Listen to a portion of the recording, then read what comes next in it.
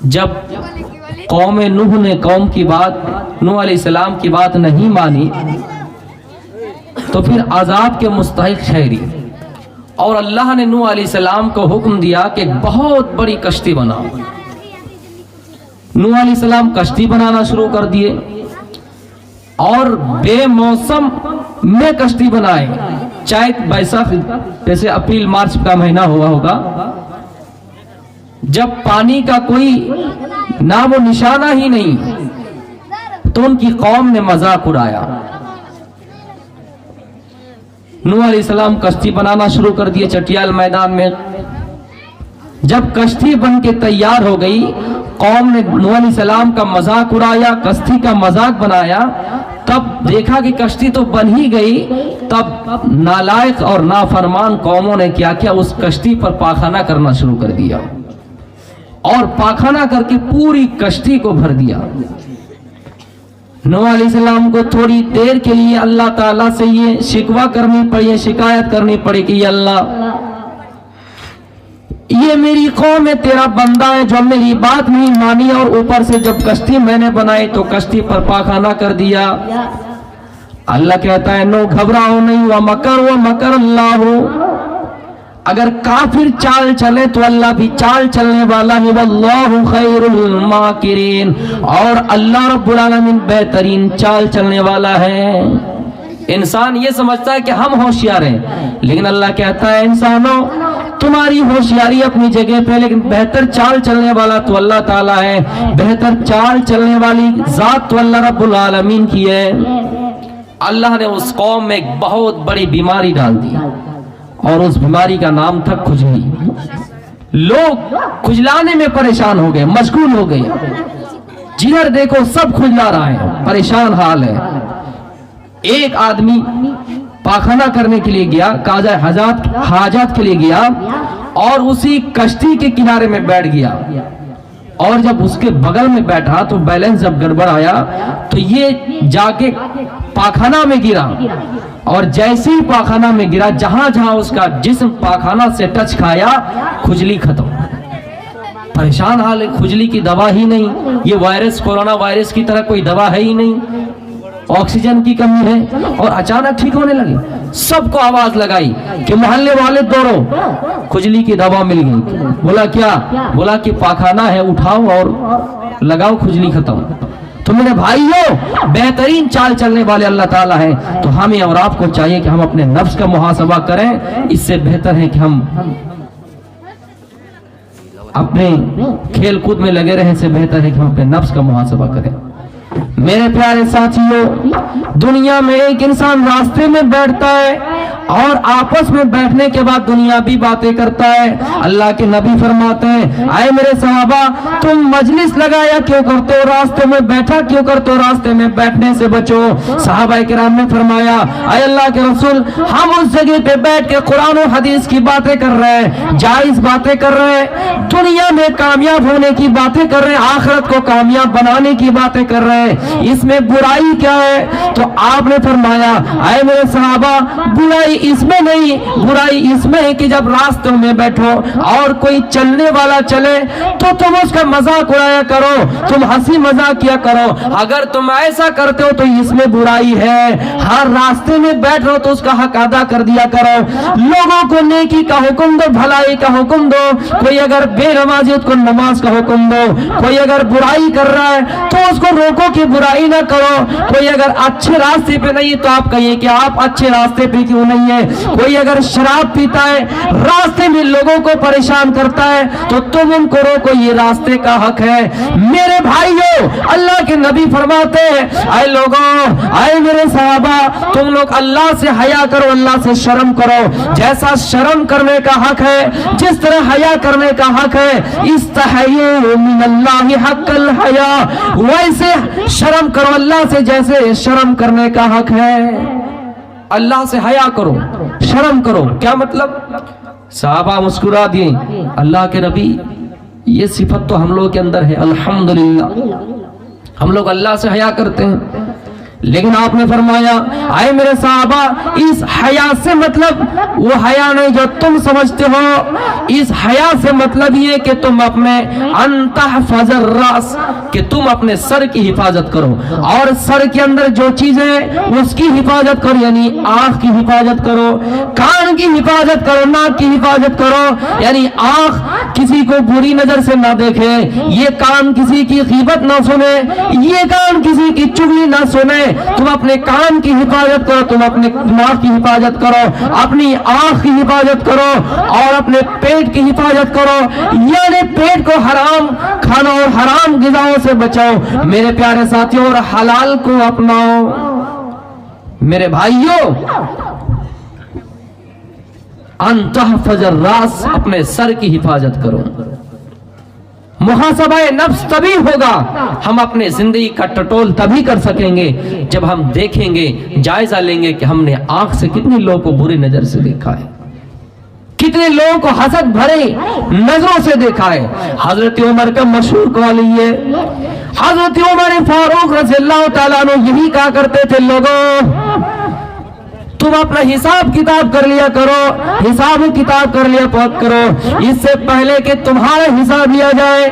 मतलब ये था कि तुम मर जाओ, अल्लाह रब्बुल आलमीन तुम्हारा हिसाब किताब ले, तुम्हें लोग कब्र में रख के आ जाए और कब्र में फरिश्ता आए और तुमसे हिसाब किताब ले, इससे पहले कि तुम अपना हिसाब किताब कर लो, पहले खुद हिसाब कर लो कि हमने कितनी नेकियां की है, कितने गुनाह के काम किए।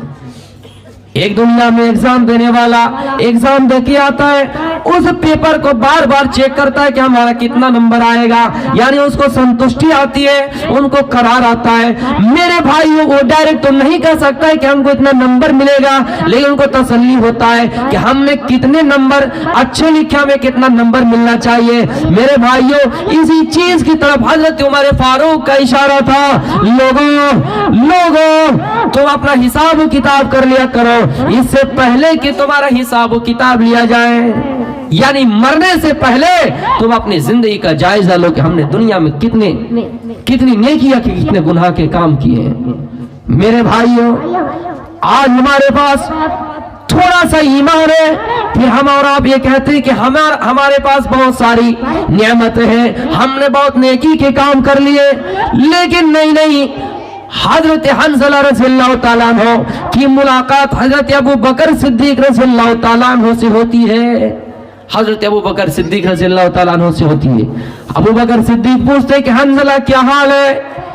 दोनों आपस में मुलाकात किए और सलाम कलाम किया, अस्सलामु अलैकुम, जवाब दिया वालेकुम अस्सलाम। हजरत अबू बकर सिद्दीक ने पूछा, आए हंज़ला क्या हाल है? हंज़ला ने जवाब दिया कि अबू बकर, हंज़ला तो मुनाफिक हो गया है, यानी अपने आप के बारे में कह रहा है कि हंज़ला मुनाफिक हो गया है। हजरत अबू बकर कहने लगे, आए हंज़ला ये क्या बात कर रहे हो, क्या मुनाफिक, कैसे मुनाफिक हो गए हो? हंज़ला का जवाब सुनिए मेरे भाइयों। हंज़ला कहता है कि आए अबू बकर, अल्लाह की कसम खाकर कह रहा हूं, जब तक नबी के मजलिस में होता हूं, नबी की बातें सुनता हूं, जन्नत का जिक्र किया जाता है, दोज़ख का जिक्र किया जाता है, तो ऐसा लगता है कि हमें जन्नत मिल गई, ऐसा लगता है कि हम जहन्नम से आजाद हो गए, ऐसा लगता है कि जन्नत की नियामतें हमारे सामने हैं, ऐसा लगता है कि दोज़ख में मैं जलना नहीं पड़ेगा। यानी दुनिया के कारोबार भूल जाता हूँ, दुनिया की मशगूलियत भूल जाता हूँ, बीवी भूल जाता हूँ, बच्ची भूल जाता हूँ। जब नबी की मजलिस में होता हूँ तो ऐसा लगता है कि जन्नत हमारे सामने है, लेकिन जैसे ही उस मजलिस को छोड़ता हूँ, घर की तरफ जाता हूँ, घर में जाता हूँ, तो सब भूल जाता हूँ। इसका मतलब मैं मुनाफिक हो गया हूँ। हजरत अबू बकर सिद्दीक कहते हैं, आए हंज़ला, अल्लाह कह रहा हूं, अल्लाह की कसम मेरा भी यही हाल है।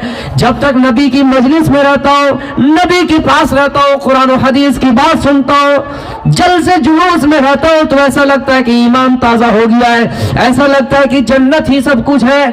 दुनिया के कारोबार से मतलब नहीं है, दुनिया के मालो मता से मतलब नहीं है, दुनिया के सामान से मतलब नहीं है।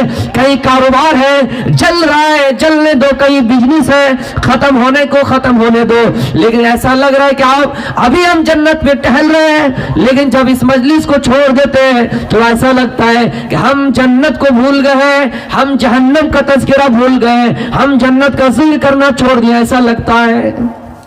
मेरे भाइयों, तब दोनों अल्लाह के रसूल सल्लल्लाहु अलैहि वसल्लम के पास गए। चलो अल्लाह के नबी को बताते हैं कि हम लोग सच में मुनाफिक हो गए। जब दोनों अल्लाह के नबी के पास गए, अल्लाह के नबी से पूछा और कहा, अल्लाह के नबी हम लोग मुनाफिक हो गए। आए अल्लाह के नबी हम तो मुनाफिक हो गए। आपने फरमाया क्या बात कर रहे हो, क्या मतलब है? उसने कहा अल्लाह के नबी हम लोग इसलिए मुनाफिक हुए हैं, जब आपकी मजलिस में रहता हूं तो ऐसा लगता है कि जन्नत हमारे सामने, ऐसा लगता है कि जहन्नम से आजादी मिल गई है, लेकिन जब घर में आता हूं तो बीवी की मोहब्बत में पड़ जाता हूं, बच्चों की मोहब्बत में पड़ जाता हूं। तो क्या हम लोग सच में मुनाफिक हो गए? आपने कहा, आए हंज़ला, आए अबू बकर सिद्दीक, नहीं, तुम जलसे में होते हो, जलसे जुलूस में होते हो, नबी की मजलिस में होते हो, जन्नत की बात सुनते हो, जहन्नम की बात सुनते हो, तुम्हारा ईमान उस वक्त कुछ अलग रहता है। और जब अपने घर में आते हो, अपने बीवी के पास आते हो, अपने बच्चों के पास आते हो, तो उस वक्त तुम्हारी हालत कुछ और होती है। यानी इंसान की एक हालत हमेशा एक जैसा नहीं होती, हालात बदलती रहती है। मेरे भाइयों, हालात बदलती रहती। अल्लाह के रसूल ने कहा कि अगर घर में आए हैं, बीवी से भी प्यार कीजिए, बच्चों से भी प्यार कीजिए, बीवी से मोहब्बत कीजिए। कोई लुकमा अगर आप उठाकर खिलाती, इनमें भी सवाब है, आप उस जगह पे ना सोचिए। लेकिन मेरे भाइयों, खौफ खुदा हमेशा है। बीवी से मोहब्बत कर रहे हैं, ये भी खौफ खुदा है। ये नहीं कि हमेशा आप मारते रहें। आदमी की तादाद कम है। एक आदमी अपनी बीवी को तार तार पीट रहा था। एक पीर साहब आए, पीर ने कहा कि इनका इलाज थोड़ी डंडा से है, इनका इलाज औरत से है, एक और शादी कर लो, ये एक ही दिन में लाइन में आ जाएंगी। ये औरत जल्दी से बोली, चल बाबा भग, तू अपना काम कर, और इनको डंडा पकड़वा दिया कि तुम ये कर, डंडा से पीटो, वो अच्छा है, लेकिन दूसरी बीवी ना लाओ, दूसरी औरत ना लाओ। तो मेरे भाइयों, खौफ खुदा हमेशा होना चाहिए, लेकिन दीनी मजलिस में कुछ हालात रहती है इंसान की, और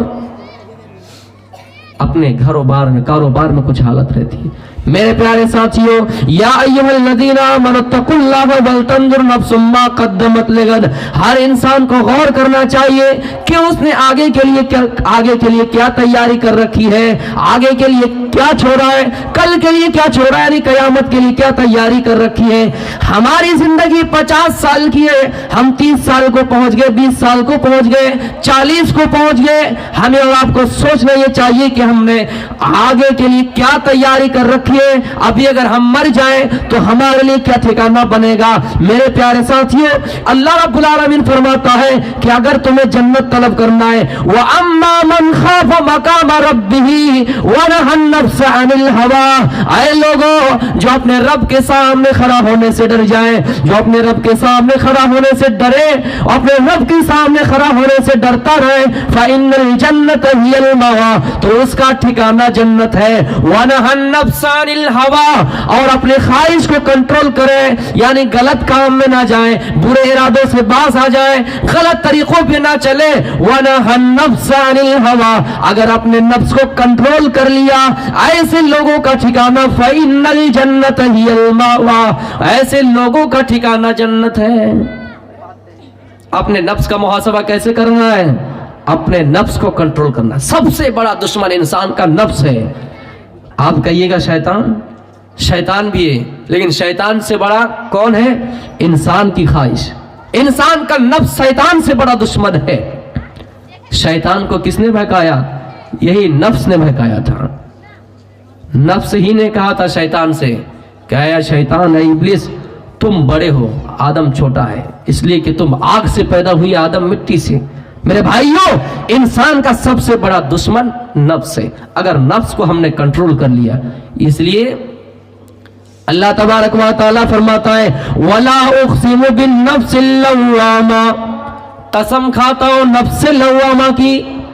लव्वामा, ये लव्वामा मलामत करने वाली। मेरे भाइयों, इस नफ्स की कसम अल्लाह रब्बुल आलमीन ने खाई है। अगर नफ्स आपको उभारती कि गलत काम करो, اگر اس جگہ پہ اس کی غلامی سے آپ آزاد پا گئے, آپ کو کہا کہ چلیے چوری کرتے, آپ تھوڑی دور گئے اور وہاں سے باز آ گئے, اپنے نفس کو کنٹرول کر لیے, آپ چوری کرنے گئے, آپ شراب پینے گئے, آپ شرابی کے اڈے پر پہنچ گئے, لیکن اپنے آپ کو قابو پا لیا, وَنَهَى النَّفْسَ عَنِ الْهَوَىٰ, اپنے نفس کو کنٹرول کر لیا, آپ زنا کرنے گئے, آپ زنا کرنے چلے گئے. میرے بھائیوں, وہ وقت قریب ہے کہ آپ زنا کر لیں, لیکن اچانک آپ نے اپنے نفس کو کنٹرول کر لیا, قابو میں پا لیا. اسی لیے اللہ فرماتا ہے ایسے لوگوں کا ٹھکانہ وَنَهَى النَّفْسَ عَنِ الْهَوَىٰ فَإِنَّ الْجَنَّةَ هِيَ الْمَأْوَىٰ, ایسے لوگوں کا ٹھکانہ جنت ہے, لیکن شرط ہے نفس کو کنٹرول کرنا ہوگا. میرے بھائیوں, یہ نفس لوامہ کی اللہ رب العالمین نے قسم کھائی ہے, یہ ہمیشہ یہ ایک حالت پر نہیں رہے گی, برقرار نہیں رہے گی, کبھی آپ کو اچھائی کی طرف, کبھی آپ کو برائی کی طرف, لیکن آپ کو کرنا کیا ہے, بری چیزوں سے, برے ارادوں سے باز رہنا ہے, اپنے نفس کو کنٹرول کرنا ہے. اگر کر رہے ہیں تو آپ کا ٹھکانہ جنت ہے. میرے بھائیوں, اور اپنی زندگی میں جھانک کر دیکھنا ہے کہ ہم نے اپنی زندگی کے لیے کیا تیاری کر رکھی ہے. ایک انسان صبح جب بستر سے اٹھے تو رات کا حساب کر لیا کرے. اسی لیے تو عبداللہ ابن عمر کہا کرتے تھے اذا اصبحت فلا تنتظر المساء واذا امسيت فلا تنتظر الصباح. اے لوگوں, جب صبح ہو جائے تو شام کا انتظار نہ کیا کرو, حساب کتاب کر لیا کرو کہ ہم نے رات میں کتنی غلطیاں کی ہیں, ہم نے رات میں کتنے گناہ کے کام کیے ہیں, ہم نے رات میں کتنی نیکیاں کی ہیں, اور جب شام ہو جائے تو صبح کا انتظار نہ کیا کرو. ہو سکتا ہے صبح کا سورج دیکھ پاؤ یا نہ پاؤ, صبح کا سورج نکلنے سے پہلے تم دنیا کو الوداع کہہ جاؤ. میرے پیارے ساتھیوں, یہ بھی نفس کا محاسبہ ہے کہ ہم نے رات میں کتنی نیکیاں کی ہیں, ہم نے دن کے اجالے میں کتنی نیکیاں کی ہیں, کتنے لوگوں کو سلام کیا ہے, کتنے لوگوں سے ہنسی خوشی ملے ہیں, کتنے لوگوں سے منہ چڑا کے ملے ہیں. میرے پیارے ساتھیوں, یہ تو محاسبہ نفس ہے. اپنے نفس کا محاسبہ, اپنی زندگی کو کنٹرول کرنا ہے, اپنے نفس کو کنٹرول کرنا ہے. اگر جنت ہمیں حاصل کرنی ہے, اگر جنت کی جستجو ہے, جنت کی طلب ہے, اور اللہ سے کہیے اللہ ہمیں جنت چاہیے, تو اپنے نفس کو کنٹرول کر رکھیے اور اپنی زندگی کے بارے میں سوچتے رہیے کہ ہم نے آگے کے لیے کیا چھوڑا ہے. میرے پیارے ساتھیوں, اپنے نفس کا محاسبہ اس طرح سے بھی کیجئے. اللہ کے رسول مکے سے ہجرت کر کے مدینہ جا رہے ہیں, آپ کی اونٹنی جہاں پر بیٹھی, آپ نے ارادہ کیا لوگوں کئی دن ہو گئے آنے کا, ہم چاہتے کہ یہاں پر اللہ کا ایک گھر بنے, ہم چاہتے اللہ کی ایک مسجد بنے. اس جگہ پہ مسجد کی تعمیر ہونے لگی. اللہ کے رسول نے پوچھا جس جگہ پہ اونٹنی بیٹھی ہے, جس جگہ پہ اونٹنی رکی ہے, جگہ کس کی ہے؟ آواز آئی, کہا گیا اللہ کے رسول یہ دو یتیم کی ہے جن کا نام سہل اور سہیل ہے, دو یتیم بچوں کی ہے, دو یتیم لڑکوں کی یہ زمین ہے. آپ نے منگوایا, دو چھوٹے چھوٹے بچی آئے, ان سے پوچھا کہ تمہارا گارجین کون ہے؟ انہوں نے کہا میرا چچا, جن کا نام محاذ کوئی بتاتا ہے, کوئی کچھ. میرے بھائیوں, وہ چچا آیا اور ان کی موجودگی میں اللہ کے رسول نے کہا اے محاذ بن افرا, اے سہل اور سہیل, اس جگہ کو دے دو, ہم یہاں اللہ کا گھر بنائیں گے, اس جگہ پہ مسجد کی تعمیر ہوگی. سہل اور سہیل کہتے ہیں اے اللہ کے نبی, آپ اس جگہ پہ اللہ کا جب گھر بنائیں گے تو ہمیں قیمت سے مطلب کیا ہے, ہمیں دنیا میں ٹکا سے مطلب کیا ہے, ہمیں دنیا میں پیسے سے مطلب کیا ہے, ہمیں دنیا میں روپے سے کیا مطلب ہے. جاؤ, میں نے اس کو اللہ کی راہ میں دان دے دیا, اللہ کے راستے میں قربان کر دیا, جاؤ اس زمین کو میں نے وقف کر دیا. اللہ کے رسول کہتے ہیں اے سہل اے سہیل, نہیں نہیں, تم دونوں چھوٹے ہو, یتیم ہو, کہیں ایسا نہ ہو کہ آنے والی نسل یہ کہے کہ اللہ کے رسول نے دو چھوٹے چھوٹے یتیم بچوں سے زبردستی وہ زمین چھین لیے.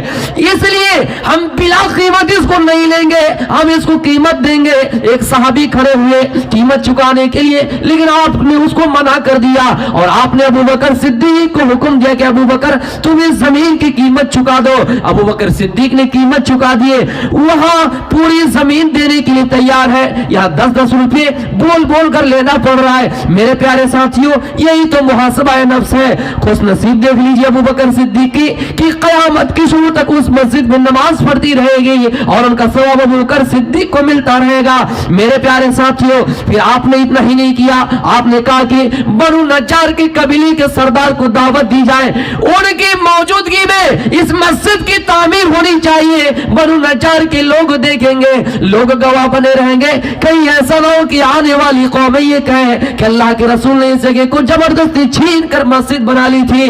इसलिए मेरे प्यारे साथियों, मुहासबा नफ्स देखिए, अपने नफ्स को टटोलिए, अपनी जिंदगी के बारे में जायजा लीजिए। वहां पर बोले बगैर मस्जिद की कीमत देने के लिए तैयार है, उस जगह को देने के लिए तैयार है, बिला कीमत उस जगह को देने के लिए तैयार है। लेकिन आप कह रहे हैं कि आए लोग, आए सहर और सुहैल, तुम दोनों यतीम हो और मैं यतीम से बगैर, माल के बगैर कीमत के नहीं लूंगा। ऐसा ना हो कि आने वाली नस्लें मुझ पर धब्बा लगाए। मेरे भाइयों, यही मुहासबा नफ्स था। पूरी कीमत एक शख्स ने चुका दी, लेकिन हमारे पास जहां तक हो सके करें, लेकिन दिल खोल कर कीजिए, इखलास के साथ। मेरे भाइयों, जबरदस्ती नहीं।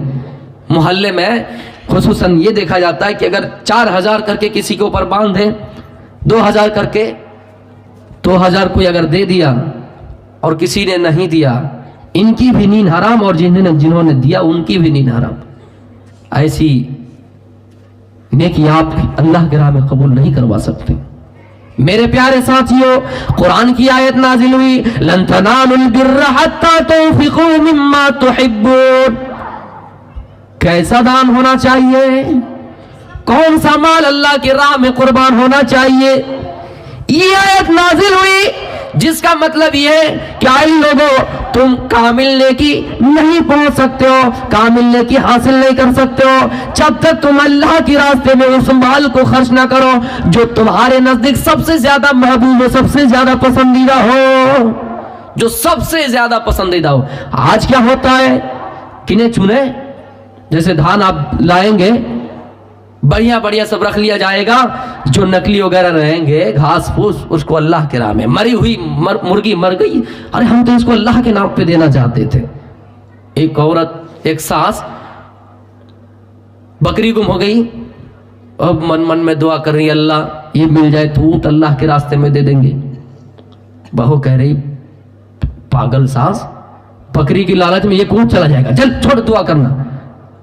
सास बोली, अभी तुम किस पानी में हो, तुम हमको थोड़ी समझ पाए, ये तो हम अल्लाह को ललकार है, अल्लाह को लालच दे रहे ताकि बकरी भी मिल जाए, ताकि बकरी भी मिल जाए। तो मेरे भाइयों, हम और आप होते हैं कि जो छटाइया माल है उसको अल्लाह के राह में देते। जब ये आयत नाजिल हुई, हजरत अबू तलहा अंसारी खड़े हुए और अल्लाह के नबी, एक बाग है जो सबसे ज्यादा महबूब है, सबसे ज्यादा पसंदीदा है मेरे नजदीक, सबसे ज्यादा माल पसंदीदा है, मदीने के अंदर मस्जिद नबवी के सामने अल्लाह के नबी उस बाग में जाया करते थे और उसका पानी नोश किया करते थे। अबू तलहा खड़े हुए और कहा, अल्लाह के नबी, मैं उस बाग को अल्लाह की राह में कुर्बान कर देना चाहता हूँ, उस बाग को अल्लाह के रास्ते में सर्व कर देना चाहता हूँ। अल्लाह के नबी ये बात तो सुन लिया और मुस्कुरा दिए।